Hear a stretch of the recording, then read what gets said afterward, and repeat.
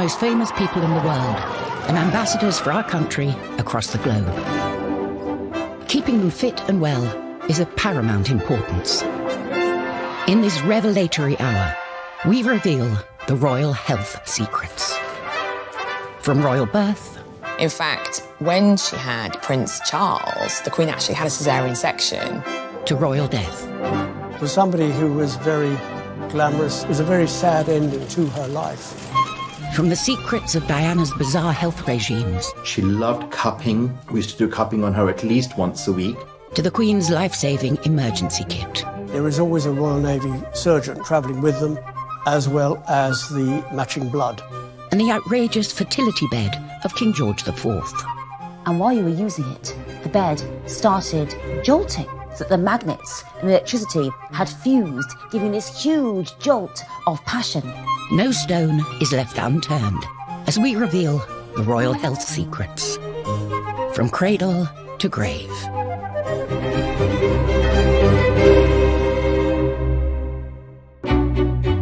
The royal family lead lives of jaw-dropping luxury and glamour in return for carrying out their duties. And there's one duty that's more important than any other. It can certainly be argued that the most important role of the royal family is to keep the royal family going. That means producing heirs and making sure that they produce heirs. The nation's rejoicing is marked by a salute of guns. Her Royal Highness is the proud and happy mother of a prince. The first stop on our tour of royal health, birth. Prince Harry dozed, behaving impeccably. We're used to royal babies born in private hospital wings and paraded in front of global press. But it was a different story when the Queen gave birth to Prince Charles in 1948.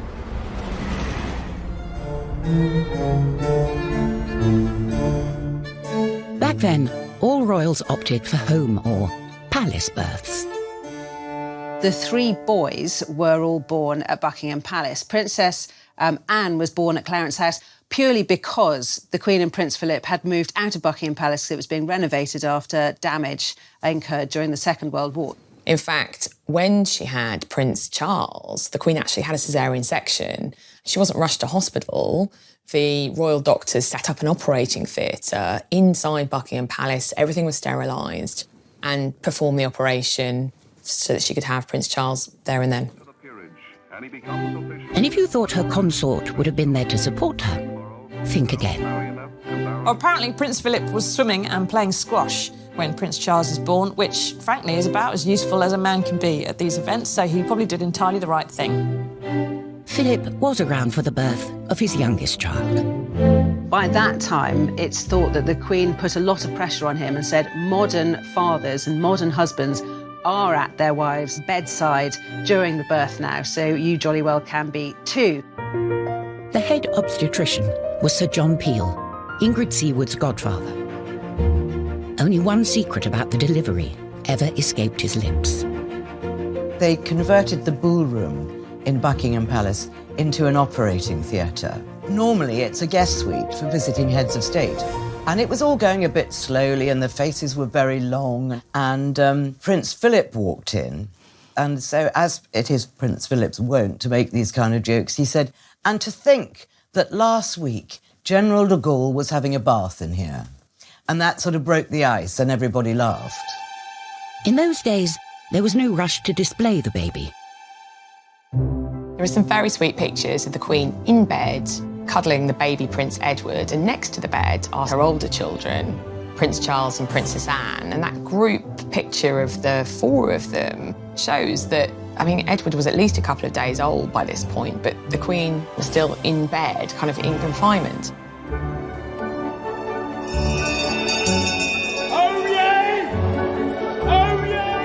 Things are very different today. Now, instead of presenting a baby to dignitaries, the royal couple shows him or her off to the general public just hours after birth.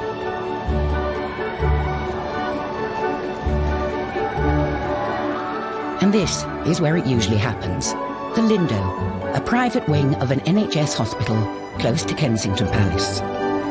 One of the reasons that the royals have chosen the Lindo wing over other private maternity units in London is because it's aligned to St Mary's Paddington Hospital, so it also has all the facilities of a fully fledged hospital. The first royal baby to be delivered here was Princess Anne's son, Peter, in 1977. Princess Anne was driven to St Mary's Hospital in London for the birth of her child. And in 1982, a media circus, as Princess Diana gave birth to William, the first heir to the throne to be born in a hospital. Prince, Princess and baby Prince emerged to the cheers of the crowd. It must have seemed only natural for William to return 31 years later for the birth of his own son, George. Well, he's got a good pair of lungs on him, that's for sure. He's a big boy, he's quite heavy, but we're still working on a name, so we'll have that as soon as we can. As you might expect, the place where the royals give birth does not come cheap. The Lindo wing is very expensive. It's around £6,000 for their standard room a night. If you want the deluxe option, it's an extra £300. As this promotional video shows, the Lindo has all the facilities you'd expect of one of the country's leading maternity units. Certainly when I had my daughter there, it wasn't very glamorous at all. And when Diana had William there, it wasn't glamorous, but now it's quite smart, and you've still got the knowledge that anything goes wrong, there's going to be a lot of people that are going to be able to help you. So what's it like inside a hospital fit for the future king or queen? Catherine Filkins had her daughter Isla there in 2017, just months before Prince Louis's birth.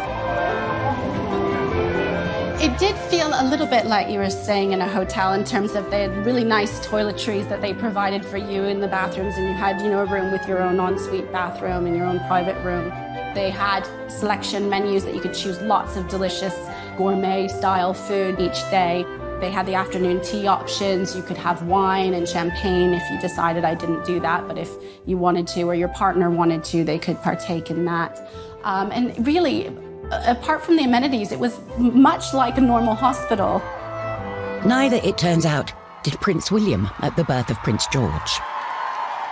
William and Kate eventually arrive. They were sort of nervous. The whole room had been sealed off for weeks beforehand, so once it had been security cleared. And William pops his head out of the room whilst Kate is in labour and says, "Oh, could I possibly have a drink?" And everyone's like, "Yes, of course you can." It's like, "Oh, just a glass of water." And they were like, "Of course!" Cold room temperature. And I think they were surprised, obviously, that how sort of low-key Kate and William were. And after the birth, one can relax in style, as Catherine can attest. We had booked a standard room, and when we got to our room, we were in a deluxe suite, and we were led to believe that it was the room where the royals were, and it was huge. The immaculately presented Kate has helped make the Lindo Wing photo call a modern-day institution. Any parent, I think, will probably sort of know what this feeling feels like. It's very special. But these photo calls are controversial.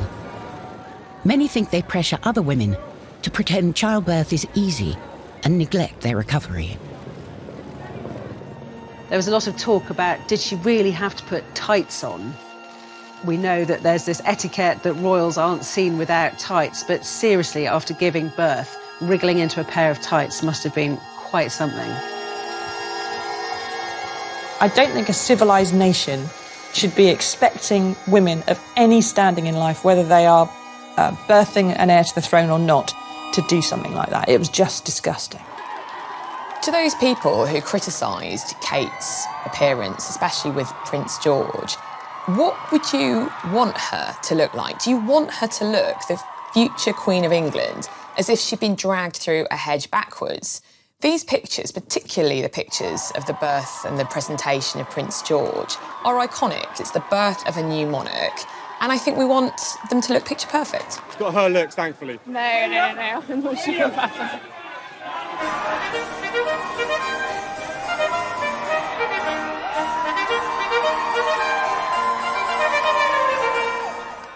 Coming up, the secrets of George IV's outrageous fertility bed. The bed started jolting so that the magnets and electricity had fused, giving this huge jolt of passion.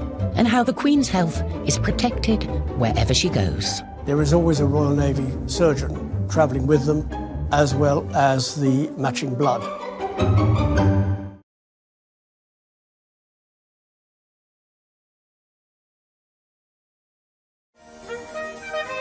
The modern royals seem to have no problems in the fertility department. However, back in 1779, King George IV sought some help from an upmarket fertility aid, the Celestial Bed. In 1781, James Graham, a sex doctor, a quack, a health doctor, he opened the Temple of Hymen in the Strand, and he sold time on the celestial electrical throne, he sold electrical pills, electrical cream, and he also sold a night on the celestial electrical bed for the huge sum of £50. That's over £4,300 in today's money to enhance your reproductive health. You got on the bed, and these servants were dancing around it, playing on their harps, glamour girls. And while you were using it, the bed started jolting so that the magnets and electricity had fused, giving this huge jolt of passion. Now, this was supposed to be for fertility and to create a child. And I'm afraid to say that lots of people used it just to have fun, including the future George IV, the Prince of Wales, who apparently went on there with his mistresses for a wild time. From fertility to vitality. Far from the quack doctors behind George's celestial bed, the modern royals have constant medical attention of the highest quality, and doctors at their beck and call. The medical care that the Queen receives is different from ours. She has the best doctors in the land, and she doesn't just have one doctor. There'll be 3 who have to consider her problems and come to an agreement about how best to treat it, whatever it might be. The royal doctors accompany the Queen wherever she goes.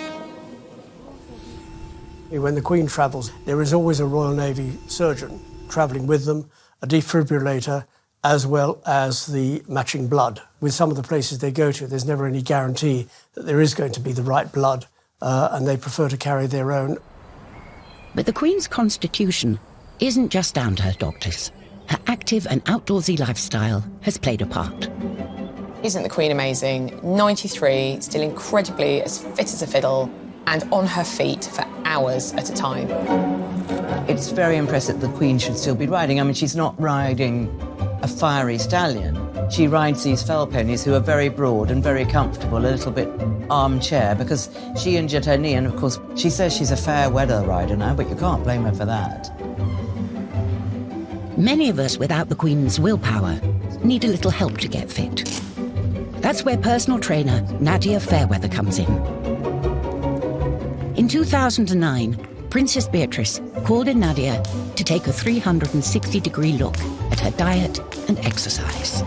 Beatrice came to me because she had some unfortunate photos taken of her on the beach when she was a teenager, and they were quite unflattering, and they made her feel really badly about herself. I think the pressure on the princesses is really hard because they're in the public eye all of the time. You can never have an off day. A royal can face different barriers to staying fit than we do. Firstly, there's those huge banquets that Beatrice would have to attend. Our little trick was that she would eat before she left. So she had a full stomach before she arrived so that she wasn't eating everything on offer when she got there. Then there's the paparazzi and the public.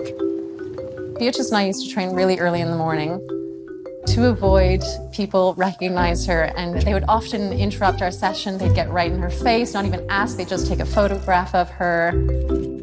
Someone who doesn't need help to motivate herself is the Duchess of Sussex.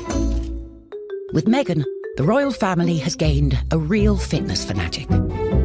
We all know that Meghan, the Duchess of Sussex, is a yoga aficionado. Her mother is a yoga instructor, so she's been doing it all her life.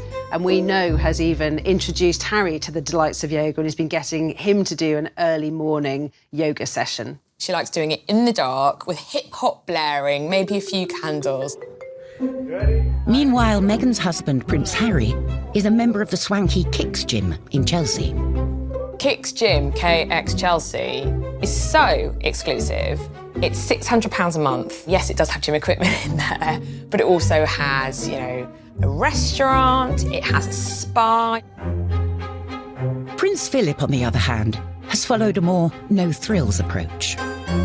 When he was first married to Princess Elizabeth, he used to put on sweaters and run round the garden until he got a real sweater. The Queen thought he was mad. His tailor says that he's never actually had to take out any of his clothes. He still fits into all the uniforms he's had his entire life, which for a man pushing 100 is extremely impressive. The answer for everyone should be keep fit and stay alive. The secret to Philip's success is the 5 Basic Exercises programme, or 5BX, an 11-minute routine developed for the Royal Canadian Air Force. The advantages of the 5BX is that you don't need any equipment, it doesn't take up a lot of space or a lot of time, so you can do it anywhere. You have seen the 5 basic exercises. All the major muscles in the body have been used, so you see that it is balanced. For some royals, keeping fit and healthy isn't enough. They like to take matters into their own hands, using alternative therapies to treat themselves. The royal family for many, many generations have been fascinated by homeopathy, by alternative therapies, by the occult. Prince Charles is a passionate advocate of homeopathy, and in 2019, controversially, became patron of the Faculty of Homeopathy. He's absolutely devoted to it, and it's one of the weaknesses that people see in his critical thinking. Homeopathy is based on the principle that a substance that causes a symptom can also cure that symptom. Britain's most senior doctor, Dame Sally Davis, said she was perpetually surprised homeopathy was provided on the NHS and branded it as rubbish.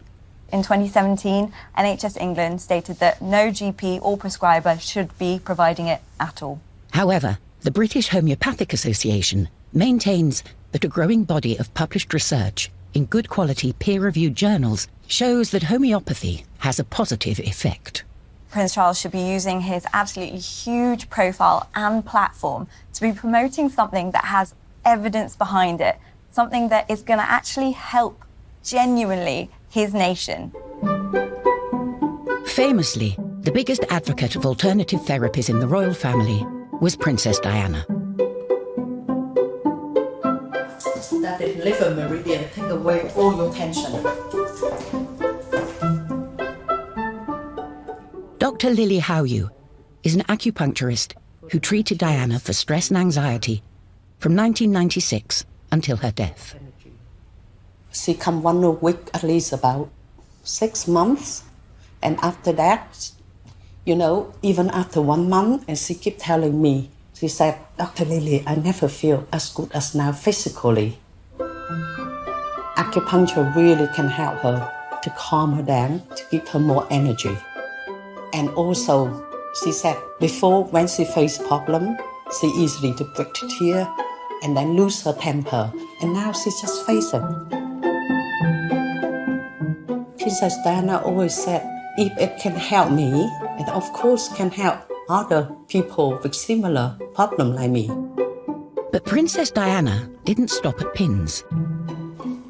In his Marylebone clinic, Nish Joshi is practicing an Eastern therapy called cupping. She loved cupping. We used to do cupping on her at least once a week. What you're trying to do is you're improving the flow of blood into a tissue by creating a vacuum to therefore allow detoxification of that tissue.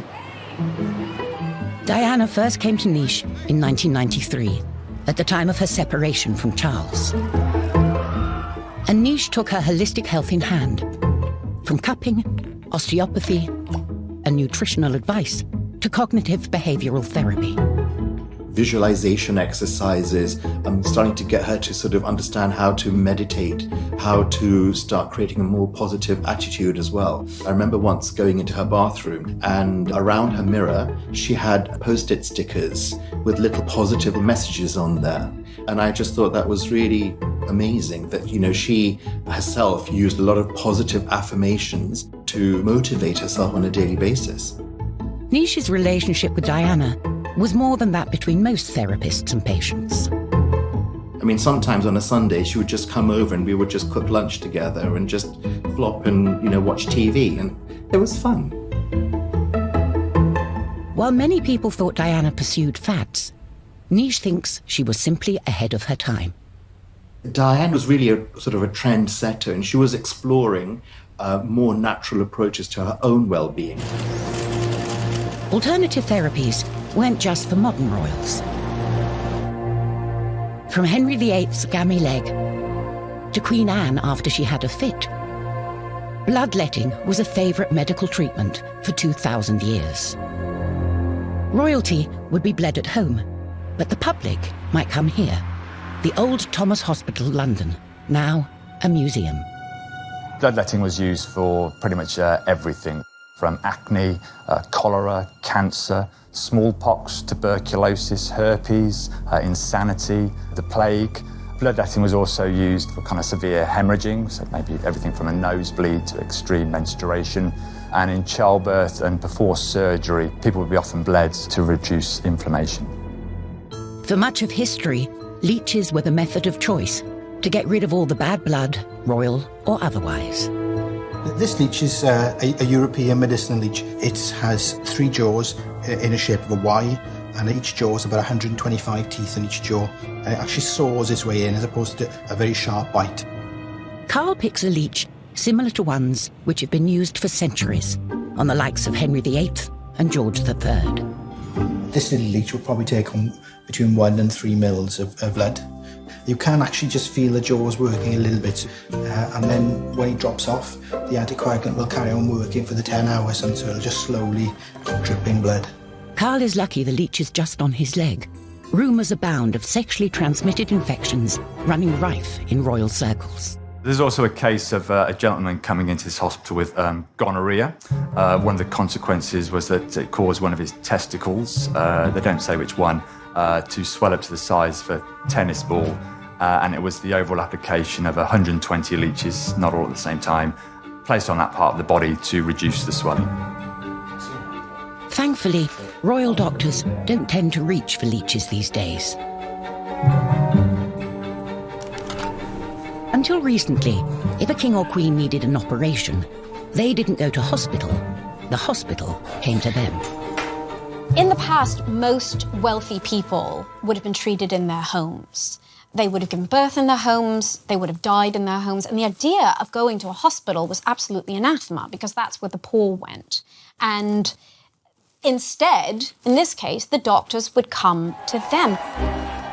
And that was the case in 1951, when the Queen's father, George VI, underwent a serious operation. It took place in the ballroom of Buckingham Palace, the same place Elizabeth II would deliver 3 of her children. At the Association of Anaesthetists, they have the equipment used in this high-profile and risky operation. This is an ECG machine or electrocardiogram, and it's designed to monitor the heartbeat. It's the quickest way to see if your patient's doing okay or if they're in trouble. In the 1950s, very few hospitals would have had such sophisticated equipment, so the king really did get treated like a king. The king had lung cancer at the time. He was a very heavy smoker, and the operation was to remove one of his lungs, so it's a very serious operation. The assistant anaesthetist on the day was Dr. Cyril Skur. Many years later, he explained how public interest in his health affected George. The most touching thing was that when we went to put him to sleep in the morning, he had all the Sunday papers round him, and they all had grisly details of the operation that he was likely to have. He was very apprehensive of the operation. It must have made him feel a great deal worse. I think they should have kept those papers away from him. Having a pneumonectomy or having one of your lungs removed is a very big operation. It was performed successfully and the king did come around and survive afterwards, but unfortunately he did pass away within the year. The Queen's father was treated at home, but that is a thing of the past. Coming up, we reveal the secrets of the Royal Hospital. It's like a posh hotel, really, with kind of operating theatres. And the family medical secrets they kept hidden. His brother, the future Edward VIII, said he was more of an animal than anything else. He's the royal family's dirty little secret.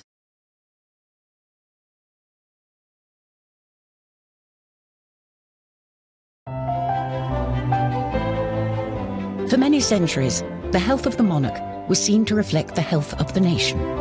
If you think about when the king or queen was the head of this country in all ways, constitutionally, if there was even a rumour or a suggestion that they were unfit to reign, it had huge ramifications for the security of the country.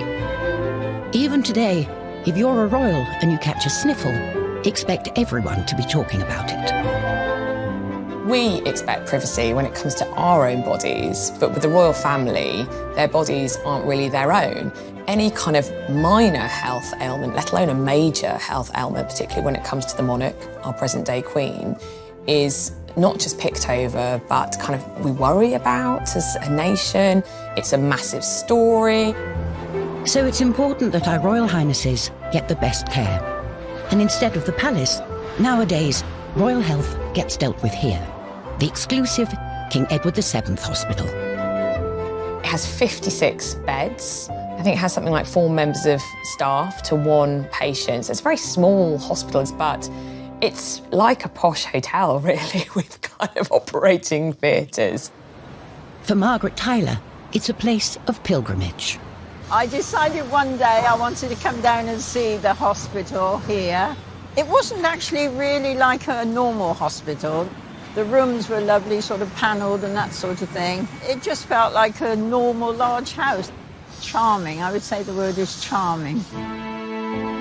One frequent patient was the Queen Mother, who, despite living to the grand age of 101, was plagued at the end of her life with multiple broken bones. They might be the royal family, but they cannot stop time.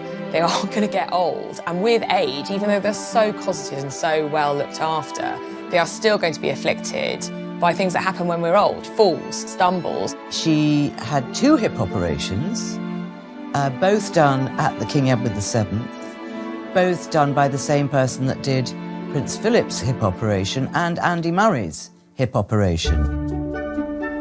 Her daughter, the Queen, has better luck with her health, but isn't immune to all illness. In 2013, the Queen had her first hospital stay in a decade, when, at the age of 86, she was struck down with gastroenteritis. Gastroenteritis is mainly vomiting and diarrhea. You can also get other symptoms like stomach cramps, fevers, muscle aches, loss of appetite.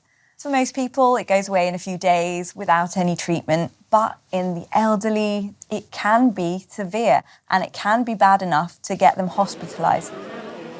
When the Queen was hospitalised in 2013, it did cause a big shock because she's so famous for being in good health and not giving in to anything, and certainly not cancelling any trips. She had to cancel not only some domestic trips, but a trip to Rome in Italy as well. That the Queen is so rarely ill and that she recovers so quickly, to me, is testament to her baseline health. It's so impressive that she just bounces back as well as she does.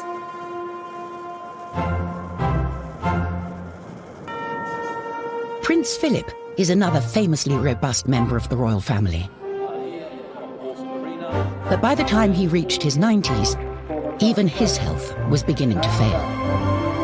After the Queen's Diamond Jubilee pageant, during which Prince Philip and the Queen were stood for about 4 hours in good old English drizzle in the middle of the River Thames, he was taken to hospital with a bladder infection. And it was widely believed that this is because he had spent 4 hours tying a knot in it and holding it in. It's not good for anybody, but especially not when you're 90. And while getting sick isn't often a matter of choice, dangerous hobbies sure are. The royal family's love of horse riding is well known, but it can come at a cost, as Princess Anne found in 1976. The first many people knew about the accident was when Captain Mark Phillips galloped off to his wife's side. The princess, unconscious, was covered over with blankets as officials anxiously summoned an ambulance. Princess Anne was taken to hospital, but got lucky, escaping major injury. It was later learnt that Princess Anne had cracked a vertebra. But her daughter, Zara Phillips, has not been so fortunate. She was also knocked unconscious after a fall in 2004 and broke her collarbone in 2008. Every year, unfortunately, people do die and have serious injuries as a result of horse riding, including paralysis. There are so many other sports that are much safer. Royals might as well be bungee jumping for all the safety procedures and that they follow and the risks that they run. Bungee jumping in a car park above concrete with a really rubbish elastic band.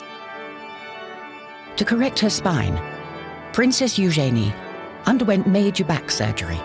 In 2018, she decided to break royal protocol with her wedding dress to send a dramatic message. When Princess Eugenie got married, it was one of those moments where the royal family, the younger royals in particular, actually did a wonderful good thing for everybody else. She decided that one of the main features of her wedding dress should be quite low back and she wouldn't wear a veil. It was a major break from tradition, but meant everyone could see a long scar on her back from her childhood operation. Scoliosis is when you get a curvature and a twist to the spine. It can be severe and does need surgery and physiotherapy. In Princess Eugenie's case, she had 2 metal rods, one either side of her spine, put in and fixed in place with screws. She made an effort to design a dress with a big, deep V at the back to show her spinal scar so that she could show every other boy and girl in the world and in the country that if you have something like a curvature of the spine, A, it can be fixed, and B, your scars are what make you, and there's no need to be perfect. And I thought it was wonderful. I was almost in tears watching that. Eugenie proudly showed her scars off to the world. But back in 1902, the royal family were busy hiding away what they saw as a medical embarrassment. Prince John was the son of George V and Queen Mary, and by the age of 4, it was obvious that he wasn't developing as fast as the children, he wasn't learning as fast, he had epileptic fits, he may have had autism, and they really started to try and hide him away. He did not go to his father's coronation, and in the First World War, he was basically put on this farm. But he never saw his siblings, and the family essentially were trying to hide him away, pretend he didn't exist. And when he died at the age of 15, his brother, the future Edward VIII, said he was more of an animal than anything else. How cruel, how unsympathetic. But to Edward, that was the way it was. He's the royal family's dirty little secret. Coming up, we see how Princess Diana took her own serious problems. She had tried to throw herself down the stairs while she was pregnant. She suffered from bulimia, depression, crying fits. And used them to change the way the royals dealt with mental health forever. And then she made a very brave decision that she was going to talk about it publicly. Anorexia or bulimia show how an individual can turn the nourishment of the body into a painful attack on themselves. She made an effort to design a dress with a big, deep V at the back to show her spinal scar so that she could show every other boy and girl in the world and in the country that if you have a curvature of the spine, A, it can be fixed, B, your scars are what make you, and there's no need to be perfect. And I thought it was wonderful. I was almost in tears watching that. Eugenie proudly showed her scars off to the world. But back in 1902, the royal family were busy hiding away what they saw as a medical embarrassment.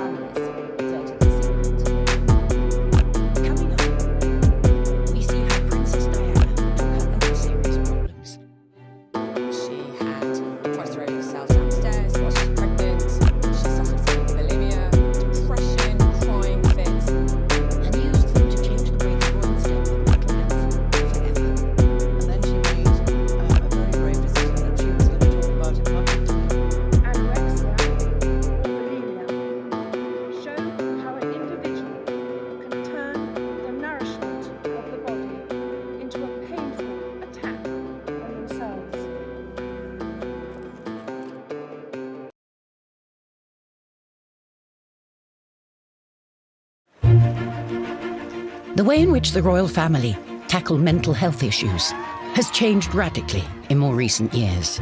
And much of that transformation was due to one woman. No one really knew that Princess Diana was suffering from mental health issues until the bombshell book written by Andrew Morton, which revealed that she had tried to throw herself down the stairs while she was pregnant. She suffered from bulimia, depression, crying fits. She was 19 when she was thrust into the limelight. How anybody could cope with that without any sort of backup is beyond me. Yes, she was a member of the aristocracy. Yes, she knew which knives and forks to use at a dinner table. Yes, she knew who Bunty and Tarquin were, but royal life is on a different scale. And of course, as we know now, Charles was still having his affair with Camilla Parker Bowles. So it was incredibly difficult for her. Diana started seeking help for her bulimia and other issues. But like everything else she did, it was swept up into a media circus as the paparazzi ambushed her to and from her appointments to see psychotherapist Susie Orbach. And then she made a very brave decision that she was going to talk about it publicly. Anorexia or bulimia show how an individual can turn the nourishment of the body into a painful attack on themselves. She told me that when she gave the interview to Panorama and talked about bulimia, and she said she had so many letters saying, "I'm so glad you talked about it so openly," because, we talk about all these things very, very openly now, but go back, 25 years and people didn't. Unsurprisingly, Princess Diana's untimely death in 1997 had a major impact on the mental well-being of her children. I think Prince William and Prince Harry suffering mental stress and mental anguish really came as a result of her death. Harry was 12, William was 15. All around them, people were weeping and wailing while they were maintaining the royal family mantra, "You do not show private grief on a public sleeve." They were talking to people, they were shaking hands, they were smiling, they were looking at the inscriptions on the floor of tributes. They were probably burning up inside, screaming inside. What happened on the 20th anniversary of Diana's death is that William and Harry started to talk about it. All I can hear is her laugh in my head. And that sort of crazy laugh of where there was just pure happiness shown on her face. They started to say how affected they'd been and how gut-wrenchingly awful it was and how took them a long time to be able to deal with it. Harry talked about how he'd sought counselling as soon as he was ready to punch someone. In his late 20s, he kind of tried to bottle it all up and suddenly he realised, I've got to get help. In 2016, the princes set up a mental health charity, Heads Together, and revealed their secret torment. Too many people stayed quiet about their mental health challenges. And we saw that this fear of even talking about a problem often meant that issues could quickly escalate out of hand. Whenever a high-profile person comes out to speak about their own mental health illnesses and problems, it does a lot for mental health because it encourages other people to do the same. In the 18th century, mental health problems weren't treated so sympathetically. George III famously suffered 4 bouts of madness during his reign, now thought to be mania caused by bipolar disorder. He would talk incessantly, he would hallucinate, he experienced aches and pains all over his body, and he sometimes became very violent. Desperate to cure him, George's doctors detailed his treatments in daily letters to the government. So here we've got a series of letters from the doctors who were looking after George III during the first episode of his illness in 1788 to 89. They had a lot of ideas. They would have been using traditional techniques like bloodletting, blistering, using purgatives like senna, so a laxative. To make him sick. I mean, it was pretty horrific.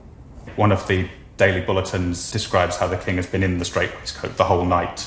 So he's basically been tied in his bed. So they talk about what a terrible night he's had. This is someone who his mental health is paramount because his mental health is the country's mental health. So this is a political crisis, but yet it's all about the king's body.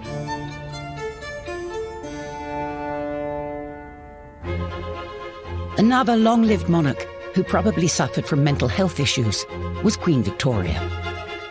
It's highly likely that Victoria was clinically depressed after the death of Albert. She completely retreated from all of her public engagements. She dressed in black for the rest of her life. She also started to eat excessively. And again, this is one of the reasons why she soon became too ashamed to go into public, because she had put on an enormous amount of weight. Overindulgence wasn't only Victoria's problem, as her uncle also suffered for his appetite. George IV was a man of decadent tastes and definitely didn't have an exercise regime. Historian Kate Williams has come to his pleasure palace, the Brighton Pavilion, to find the evidence. So, Martin, what have we got here? These are a selection of George IV's clothes. Oh, my goodness. Yeah. Oh, gosh. So these are... His breeches, 3 years before he died. I mean, these are absolutely huge. What size are these? So these are 54 inches around the waist. I mean, the average man now is probably... 34? 34, so a 1 3/4 of an average man. Exactly. Into here. His breakfast consisted of 2 pigeons, 3 beefsteaks, 3/4 of a bottle of Moselle, a glass of brandy, a glass of champagne, and this was just for breakfast. No Weetabix for George. No Weetabix, no vegetables, no Weetabix, no help. And he was in such chronic pain. He had so many illnesses, even from a young age. George's appetite led to multiple health issues, including gout, hardening of the arteries, and dropsy, which all cause more problems. The gout led to cataracts, meaning he was practically blind by the end of his life, and his hands got so full of liquid, he was unable to hold even a pen. There was a point his physicians actually said, because he was so large, that actually any exercise he did would have actually been quite damaging to his health. By the end of his life, he had to sleep sitting up to avoid being suffocated by his own weight, while doctors regularly tapped his abdomen to drain excess fluid. This is the reality. A man who had had a life of excess, and his health was... Shot. Absolutely shot to pieces. Yeah. Wow. It really brings home that one of the worst threats to a monarch's health is actually his or her own indulgence. But George IV wasn't the only royal who fell foul of their decadent lifestyle. The Queen's sister Margaret died in 2002 at the age of 71 after enduring years of bad health. Poor Princess Margaret, a lifetime of hard living finally caught up with her. All that drinking finally caught up with her. She scalded her feet in a shower in Moustique. I mean, she didn't realise that the water was so hot. I mean, she literally was so hot it scalded her. That was a sort of led to more and more medical problems with her. Migraines, laryngitis, bronchitis from all the smoking, hepatitis, pneumonia, not forgetting the 3 strokes. For somebody who was very glamorous, somebody who enjoyed life, to suddenly be confronted with burns that you don't quite get over, to have a number of mini strokes you don't quite get over, it was a very sad ending to her life. Thankfully, her sister the Queen is much healthier. And just as well, when we've seen how the health of the monarch has been synonymous with the health of the nation for most of British history. The monarch is the physical embodiment of the state. If the monarch is ailing, the state is ailing. If the monarch is strong and healthy, the state is strong and healthy. We still wait with bated breath for every royal operation and celebrate every royal baby. And to many people, what happens to a royal body is almost as important as what happens to their own. It's always that kind of dichotomy. They like us but they're not like us. They live in palaces and drive around in carriages and have every kind of luxury that life could ever throw at them. But on the other hand, they are just like us because they still need hip replacements, have knee trouble, they break wrists, and so it kind of shows that they are just still like us. We have a very strange psychological connection to the royal family, as though they are our own family in some way. And so when their health suffers, we really care and we really are interested in it. Many people do look up to the royal family and they want them to be more beautiful than us, better dressed than us, sparklier jewels than us, and have better health than us.